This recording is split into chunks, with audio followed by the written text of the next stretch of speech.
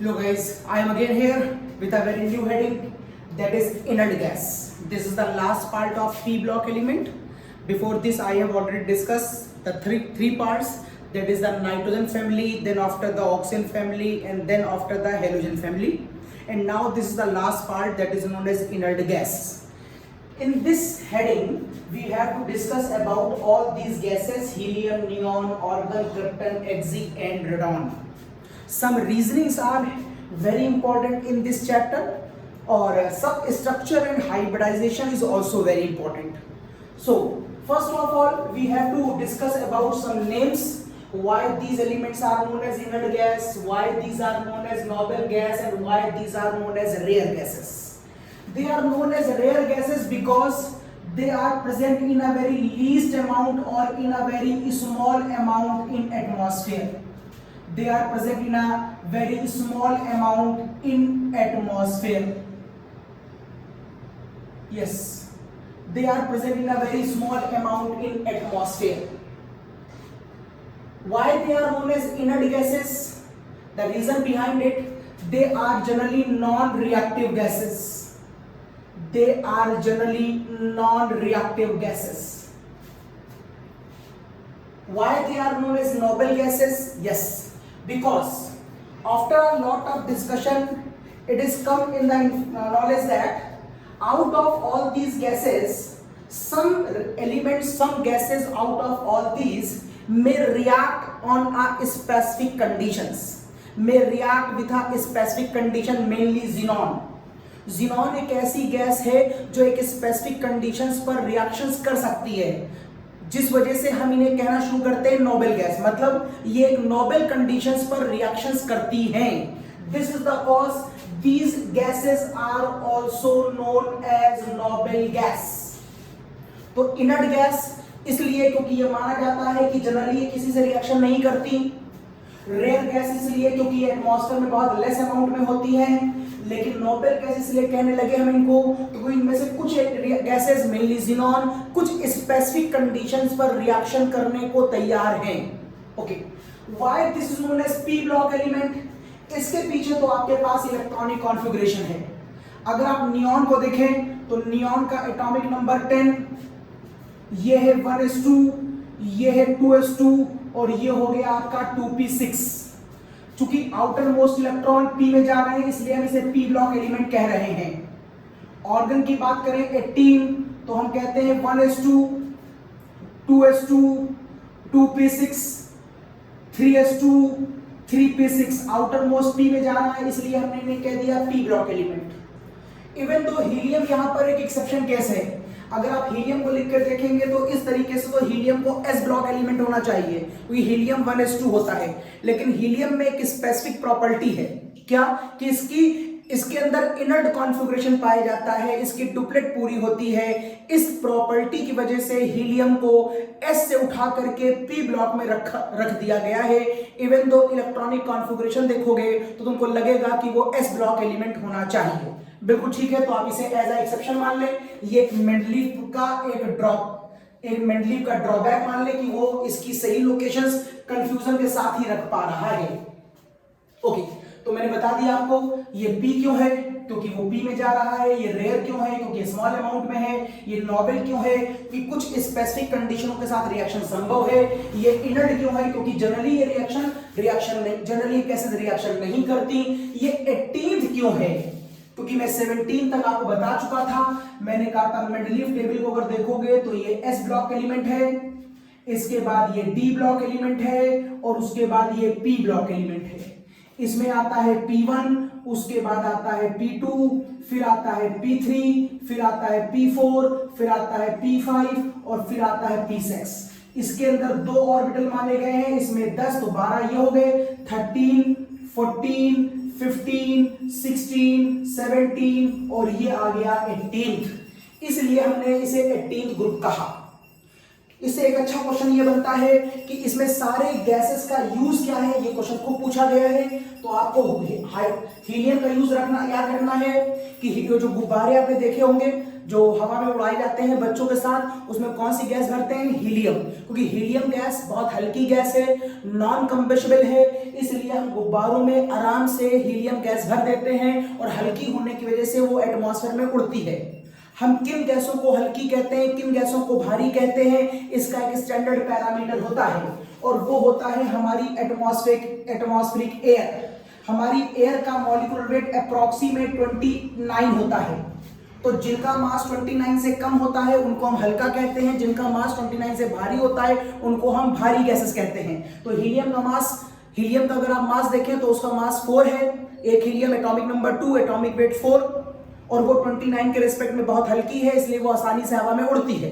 यदि आप ये जानना चाहें कि एयर का मॉलिक्यूलर वेट 29 कैसे आता है, तो वो फर्स्ट ईयर में आपने पढ़ा था। एवरेज एटॉमिक मास 78% नाइट्रोजन है एटमॉस्फेयर में और लगभग 20% ऑक्सीजन है।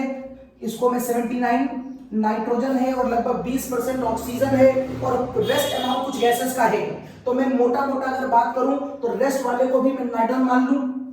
अगर मैं आपसे मोटी बात करूं, बाकी गैसेस की बात ना करूं, एक मोटी कैलकुलेशन के अंदर, तो आप कहेंगे 80 इंटू 28 नाइट्रोजन के लिए और 20 इंटू 32 ऑक्सीजन के लिए, और इसको परसेंटेज में डिवाइड कर दीजिए तो इसका आंसर 29 के आसपास आता है। इस तरीके से हम एयर का एवरेज मास निकाल लेते हैं। ओके, तो हीलियम गैस हल्की गैस है, इसलिए गुब्बारों में भरते हैं। आपने जब सॉल्यूशन चैप्टर पढ़ा है तो वहां पर आप हेनरी लॉ जब पढ़ रहे थे तो वहां पर भी मैंने आपको एक बात बताई थी कि जो बहुत सी डाइवर्स होते हैं, जो समुद्र में बहुत गहराई में जाते हैं, वो अपने साथ ऑक्सीजन सिलेंडर के साथ उसमें हीलियम को भी मिक्स करते हैं। वहां पर helium gas as a respiration use की जाती है। तो जो डीप सी डाइविंग होती है, जो डीप सी डाइवर्स होते हैं, उनके पास ऑक्सीजन सिलेंडर में हीलियम गैस भी होती है। वहां पर हेनरी लॉ के रिस्पेक्ट में मैंने आपको ये बात बताई थी कि वहां पर मैं आपसे कहा करता था बेंड नाम की या एनॉक्सिया नाम की बीमारी हो जाया करती थी। तो वो बेंड की बीमारी से बचने के लिए ही हमने ऑक्सीजन सिलेंडर के बारे में आपको बताया था। और ऑक्सीजन सिलेंडर में थोड़ी सी हीलियम गैस भी वहां पर ली जाती है। तो हीलियम के दो यूज हो गए, एक बलून के अंदर भर रहे हैं और दूसरा डीप सी डाइवर से यूज करवा रहे हैं। नियॉन गैस, बहुत सारी कलर्ड लाइट्स आपने देखी होंगी। अगर आप बहुत बड़ी बिल्डिंगों को देखिए तो बड़ी बिल्डिंगें मेनली जो बहुत फॉरेन कंट्रीज हैं, यूरोप या अमेरिका में देखिए, वहां पर आपको पूरी बिल्डिंगों के ऊपर लाइट दिखाई देती है। वो जो कलर्ड लाइट है वो नियॉन गैस की वजह से वहां डेवलप होती है। डिफरेंट कॉम्बिनेशन के साथ नियॉन गैस के अंदर डिफरेंट लाइट डेवलप की जा सकती है। तो वो नियॉन गैस की एप्लीकेशन है। आपके घरों में अब CFL यूज होने लगी है, लेकिन CFL से पहले आपने वो पीले रंग का बल्ब देखा होगा। उस बल्ब के अंदर जो गैस भरी जाती थी वो नियॉन गैस, ऑर्गन गैस होती थी। अगर आप कभी बल्ब को पटकें तो आप देखेंगे वहां पर एक आवाज सी आती, लगता कोई गैस बाहर आई। तो जो गैस उसके अंदर होती है वो होती है ऑर्गन। ये क्वेश्चन आपसे एप्लीकेशन ऑफ गैसेस के नाम से पूछा जाएगा। तो हीलियम गैस का यूज याद रखिएगा, सी डाइवर्स के रूप में किया जाता है, सी डाइवर्स करते हैं या फिर बलून्स के अंदर करते हैं। नियॉन गैस का यूज लाइट में करते हैं, जो कलर लाइट होती है। ऑर्गन का यूज बल्ब में करते हैं। ये ऊपर के 3 यूजेस बहुत इंपॉर्टेंट हैं। क्रिप्टन का यूज कॉस्मिक रेस के मेजरमेंट में करते हैं, ये कोई बहुत इंपॉर्टेंट नहीं है, लेकिन याद रखिए। ज़ीनॉन का use detection of gamma rays में करते हैं। और फिर रेडॉन बहुत इंपॉर्टेंट है, radiation for the treatment of cancer. तो ये तो हो गया छोटा सा क्वेश्चन यूजेस का। ओके, तो मैंने आपसे यहां की बातें बता दी। अब एक बात और, solubility of the gases, all these gases in the water.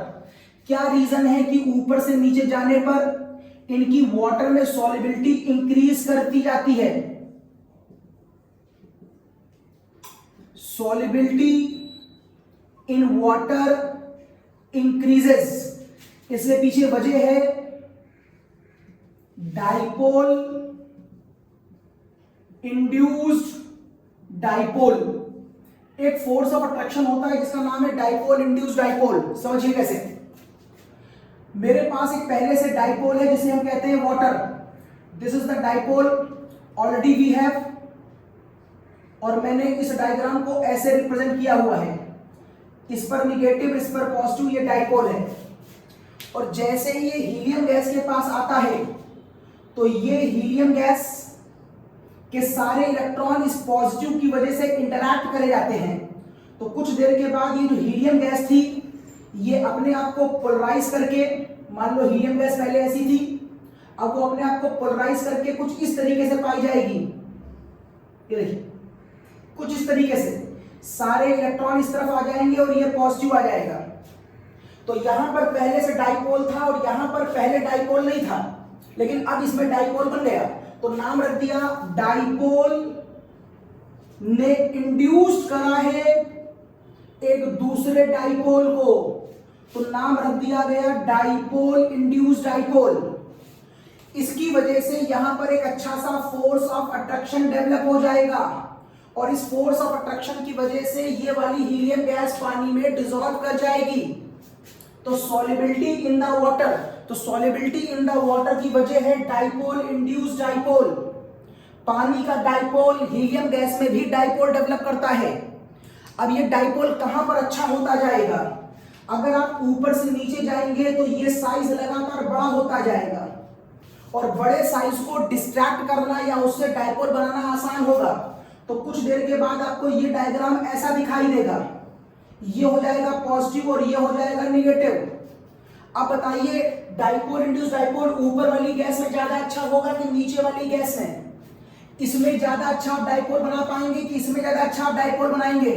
Obvious नीचे वाली गैसेस में साइज बड़ा होने की वजह से उसके न्यूक्लियस और उसके इलेक्ट्रॉन के बीच की दूरी ज्यादा होगी। मैं अगर ज़ीनॉन की बात करूं तो ज़ीनॉन के न्यूक्लियस और इलेक्ट्रॉन के बीच की दूरी ज्यादा होगी, जिसकी वजह से ज़ीनॉन के इलेक्ट्रॉनों को डिस्ट्रॉय करना मेरे लिए आसान होगा और यहां पर डाइपोल बनाना मेरे लिए आसान होगा।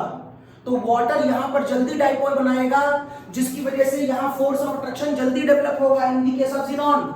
तो ज़ीनॉन पानी में जल्दी डिसॉल्व करेगी, लेकिन हाइड्रोजन का हीलियम का एटम बहुत छोटा होगा, जिसकी वजह से उसके इलेक्ट्रॉनिक क्लाउड को तोड़ना आसान नहीं होगा, जिसकी वजह से यहां पर मैं जल्दी बहुत अच्छी डाइपोल नहीं बना पाऊंगा।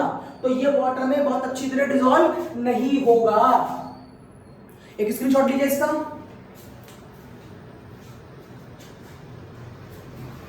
यस, देख ये डाल, तो मैंने आपको सॉल्युबिलिटी का बता दी। सॉल्युबिलिटी वाले क्वेश्चन का जो कीवर्ड होगा वो डाइपोल इंड्यूस डाइपोल होगा और ऊपर से नीचे आने पर सॉल्युबिलिटी बढ़ती जाएगी। दूसरा है लिक्विफिकेशन। ये सभी गैसेस के बारे में आपने सुना होगा, सभी गैसेस लिक्विफाई हो सकती हैं, लेकिन ये गैसेस जब मैं ऊपर से नीचे आता हूं तो इनका लिक्विफिकेशन रेट बढ़ जाता है। तो क्वेश्चन है कि ऊपर से नीचे आने पर इन गैसों का लिक्विफिकेशन नेचर इंक्रीज करता है, बताइए क्यों?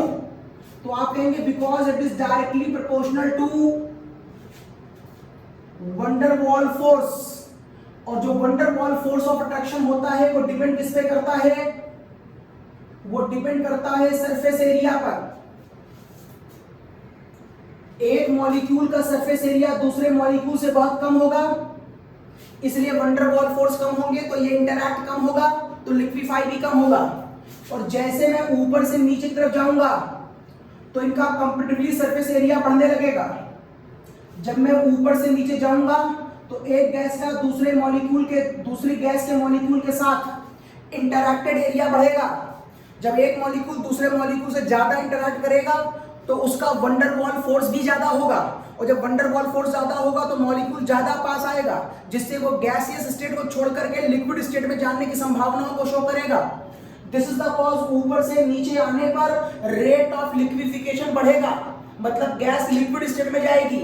इसका कीवर्ड होगा वंडरवॉल फोर्स और इसका कीवर्ड होगा dipole dipole force of attraction. और यहां पर आपको याद रखने हैं इनके यूजेस। ये गुब्बारे में भर जाता है और डीप सी डाइवर यूज करता है, ये लाइट में यूज होता है, ये बल्ब में, ये करंट लाइट में यूज होता है जो बहुत बड़ी बिल्डिंगों में लगी होती हैं, और ये यूज होता है बल्ब के अंदर, ये यूज होता है कॉस्मिक रेस की डिटेक्शन में, ये यूज होता है गामा रेस के डिटेक्शन में, और जो लास्ट वाला है वो कैंसर की ट्रीटमेंट में जो रेडिएशन दिया जाता है उसमें यूज की जाती है ये गैस।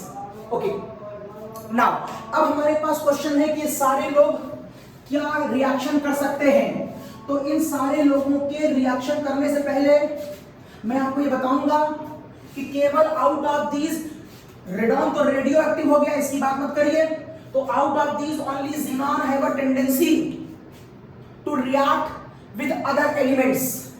जरा देखिएगा, अगर मैं xenon से पहले नियॉन को एक बार और दिखाऊं तो आप कहेंगे नियॉन होता है 1s2 2s2 2p6। अगर नियॉन 2p6 है तो नियॉन के बाद ऑर्गन क्या हो सकता है? ऑर्गन हो सकता है 3s2 3p6। तो क्रिप्टन क्या हो सकता है? तो क्रिप्टन हो सकता है 4s2 4p6। तो xenon क्या हो सकता है? तो xenon हो सकता है, ये शेल नंबर 1 है, ये 2 है, ये 3 है, ये 4 है, ये 5 है।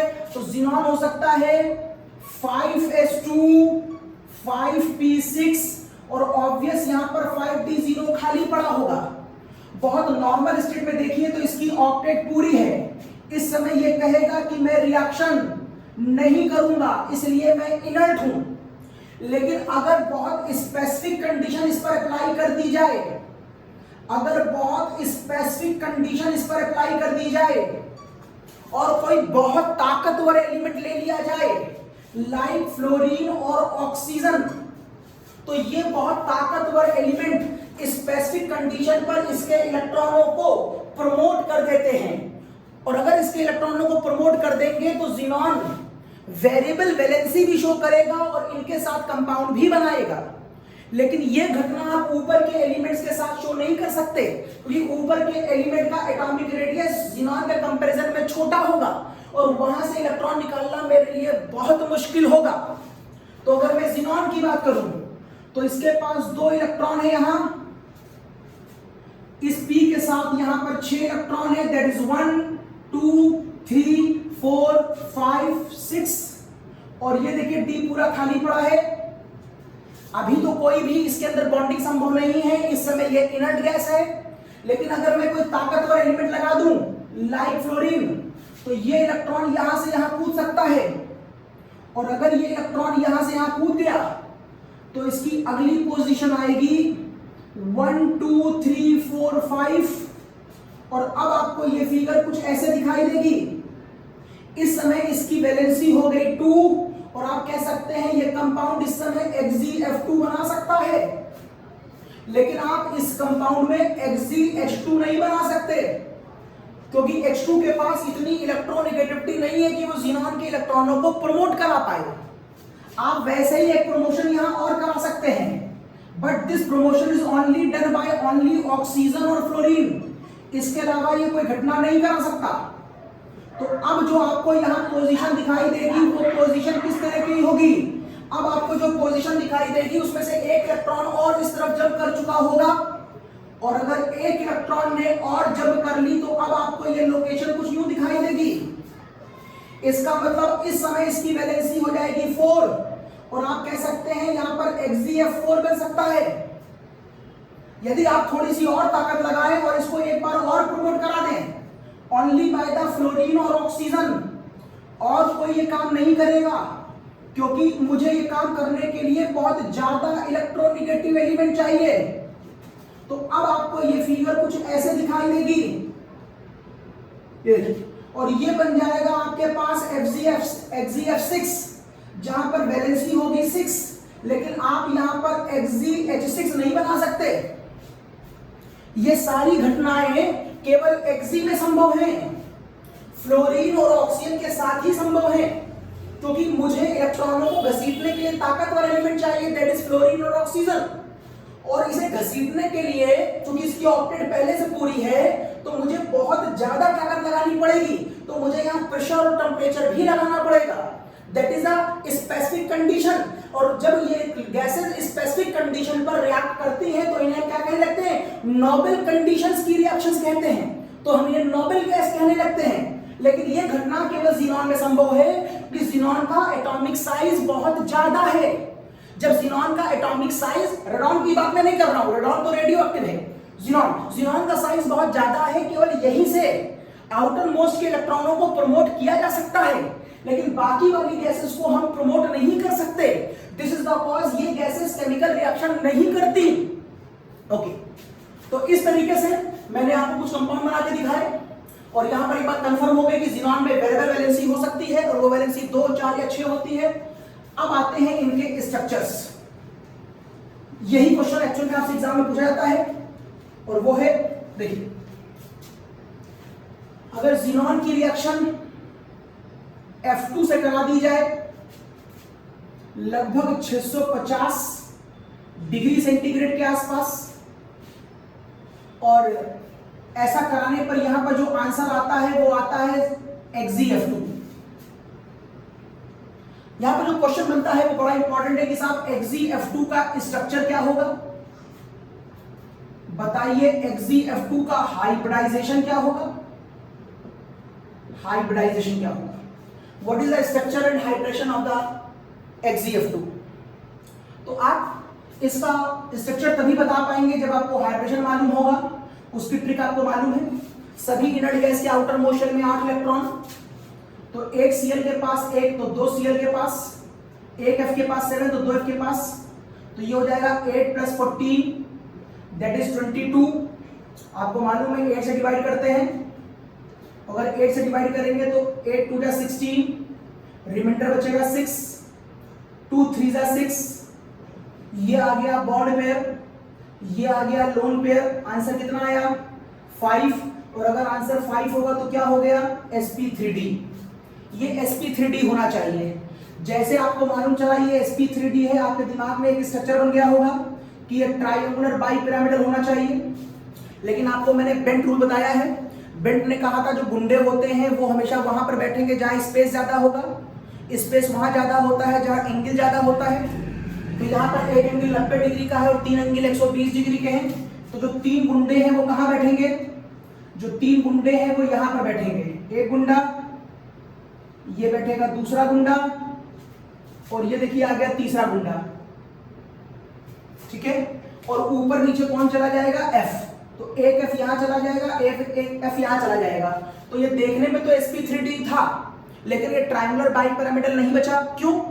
क्योंकि इलेक्ट्रॉनिक क्लाउड का अपना कोई स्ट्रक्चर नहीं होता, क्लाउड तो बादल होता है, तो स्ट्रक्चर खाली आपको ये दिखाई देगा, ये लाइन। अगर आप लाइन को स्ट्रक्चर देखें तो उसका स्ट्रक्चर कैसा हो गया, तो आप कहेंगे सर इसका स्ट्रक्चर हो गया लीनियर। यस, तो XeF2 लीनियर स्ट्रक्चर होता है। खूब पूछा गया है। अगला क्वेश्चन हटा रहा हूं।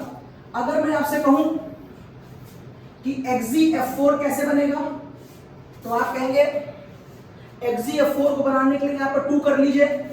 ये देखिए XeF4 बन गया, और इस कंडीशन पर मुझे यहाँ पर 5 एटमॉस्फेयर का लगभग प्रेशर भी लेना पड़ता है, 5 से लेकर 6 एटमॉस्फेरिक प्रेशर। तो ये XeF4 बन गया।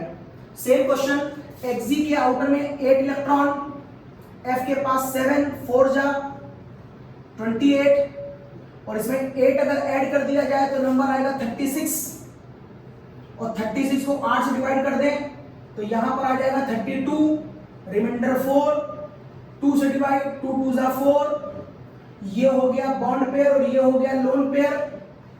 आंसर आया 6, तो ये बन गया sp3d2। अब अगर ये sp3d2 है तो इसका स्ट्रक्चर होना चाहिए था ऑक्टाहेड्रल, इसलिए आप तुरंत इसका ऑक्टाहेड्रल डायग्राम एक अपने मन में ड्रॉ कर लीजिए।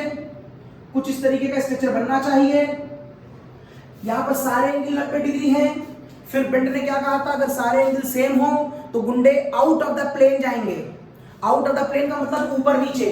तो 2 गुंडे हैं, एक गुंडा यहां से ऊपर दिखा दो और एक गुंडे को यहां से नीचे दिखा दो, और बाकी बचे हुए जो शरीफ लोग हैं उनको एक ही प्लेन पे लगा दो।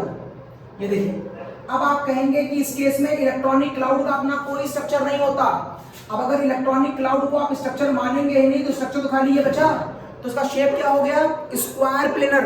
मींस हाइब्रिडाइजेशन भले इसका sp3d2 है लेकिन इसका शेप स्क्वायर प्लेनर होगा। तो ये देखिए इसका शेप हो गया स्क्वायर प्लेनर।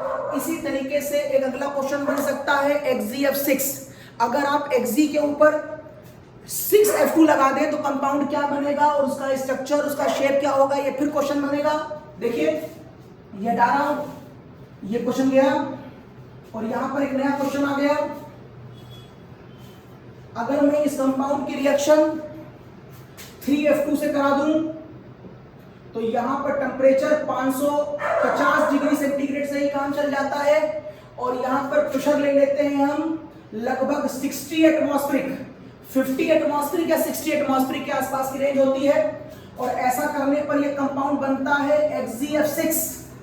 और इस कंपाउंड का स्ट्रक्चर बहुत इंपॉर्टेंट है, खूब पूछा गया है इसका स्ट्रक्चर।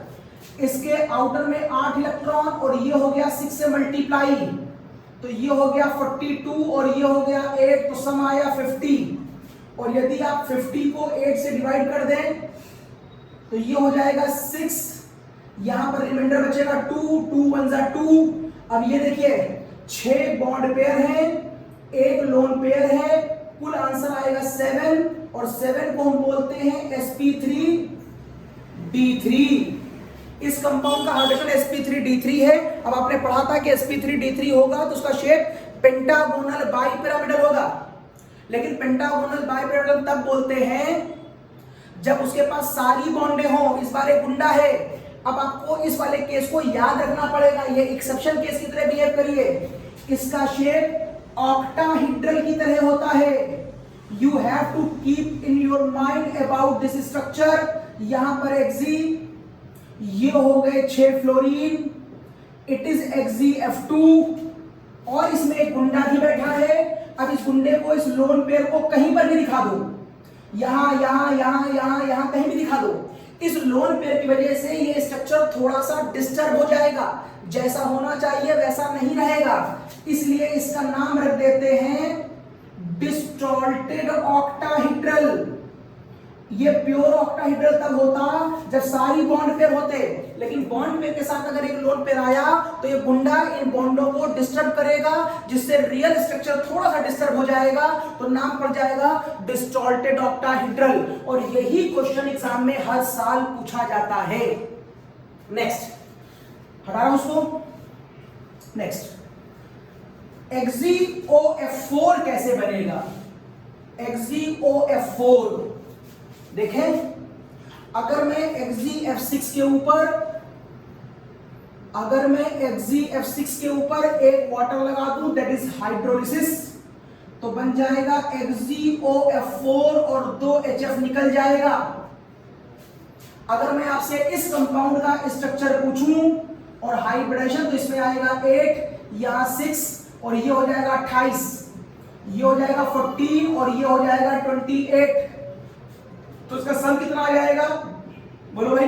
तो 28 और 14, 8 4 12, 2 42, 8 से डिवाइड कर दो तो यहां पर रिमाइंडर बचेगा 2, 2 को 1 से डिवाइड कर दो, ये देखो, तो यहां पर आया 5, ये आपके बॉन्ड पेयर है, ये आपका लोन पेयर है, पूरा सम आया 6, और 6 को हम क्या बोलते हैं?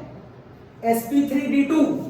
फिर चेक कर लो, यहाँ पर 8 है, यहाँ 6 है, 7 4 28 है, 28 से 14 को जोड़ दिया, 8 4 12 का 2, फंसे लगा 1 2 3 और 4, 8 से डिवाइड, 8 5 40, ठीक है। अब अगर sp3d2 है तो आपके कोऑर्डिनेट्स का शेप स्क्वायर प्लेनर बाइपिरामिडल होना चाहिए था, लेकिन ध्यान देखिए इस Xg के पास एक लोन पेयर है और यहाँ पर एंगल सारे 90 डिग्री है। बेंट रूल के अकॉर्डिंग अगर सारे एंगल सेम होंगे तो जो गुंडा होगा उसको आप आउट ऑफ द प्लेन भेज देंगे।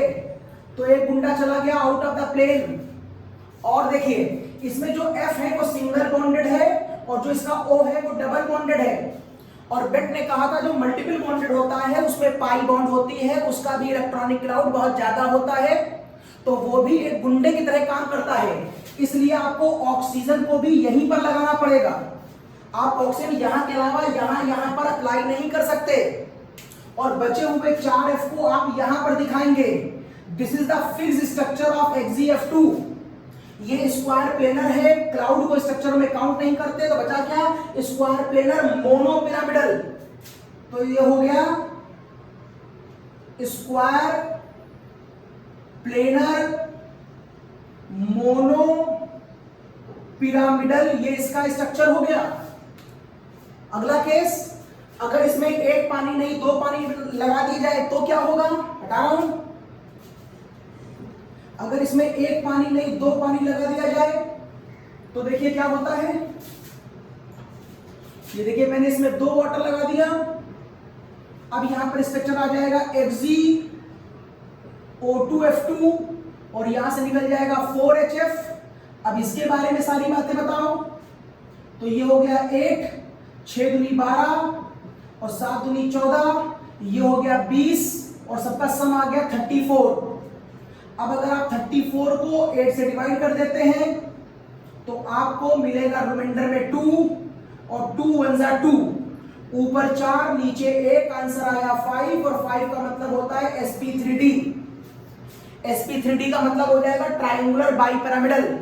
तो आपने जैसे sp3d देखा आपके मन में ये स्ट्रक्चर आ गया होगा।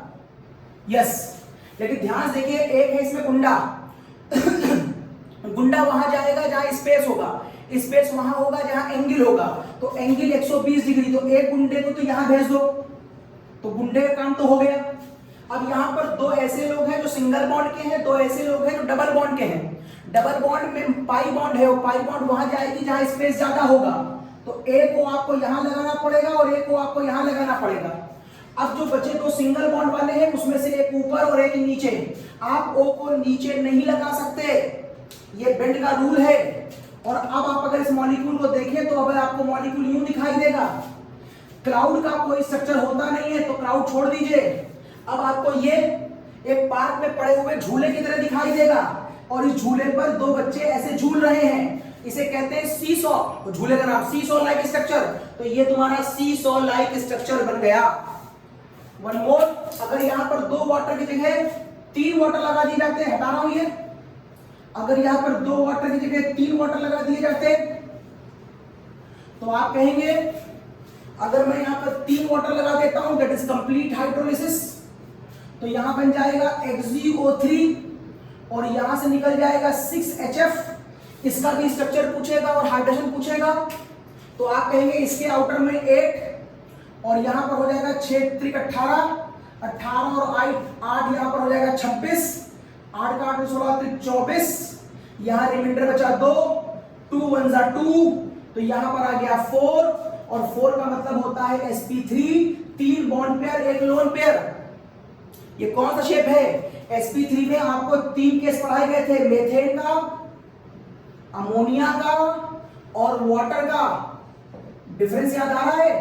sp3 में जब सारी बॉन्ड पेयर होती हैं तो ये स्ट्रक्चर, 1 लोन पेयर होगा तो ये स्ट्रक्चर, 2 लोन पेयर होगा तो ये स्ट्रक्चर, और यहां पर 1 लोन पेयर आ रहा है। दिस इज द कॉज आप Xg में 1 लोन पेयर दिखाएंगे और 3 ऑक्सीजन लगाएंगे, just like a pyramid, that is pyramidal structure. लेकिन ऑक्सीजन की वैलेंसी 2 होने की वजह से आप इन सब पर डबल बॉन्ड भी लगाएंगे और इसका नाम हो जाएगा पिरामिडल। ये हो जाएगा आपका जस्ट लाइक अमोनिया। जैसे अमोनिया होता है, अमोनिया को तो कैसे बनाते थे, यहां पर एक है और यहां पर एक लगाते थे, इसी को तुम पिरामिडल स्ट्रक्चर कहते थे। ये टेट्राहेड्रल, ये पिरामिडल, ये बेल शेप, तो XgO3 पिरामिडल स्ट्रक्चर होगा। तो ज़ीनॉन में थोड़ा सा डिस्क्रिप्शन ही होता है, ये कोई लंबी हेडिंग नहीं थी, ये थोड़े से में ही खत्म हो गई, छोटा चैप्टर था ये वाला। तो लेकिन इसमें अच्छे क्वेश्चन जो बनते हैं वो ये कि इन सबके आपको हाइब्रिडाइजेशन बताने होते हैं, इनकी प्रैक्टिस अच्छी तरह कर लीजिएगा। क्वेश्चन आपको हर बार यहीं से मिलेगा और एक क्वेश्चन आपको यहां से मिलेगा कि इन गैसेस का यूज क्या होगा। बहुत कम आया है कि जब वो आपसे सॉल्युबिलिटी और लिक्विफिकेशन के ऊपर बात करता है, क्वेश्चन या तो यूज के ऊपर आएगा या फिर इन स्ट्रक्चर के ऊपर आएगा। ठीक है, हम लोग फिर मिलते हैं अगले लेक्चर में अगले चैप्टर के साथ। तब तक के लिए बाय।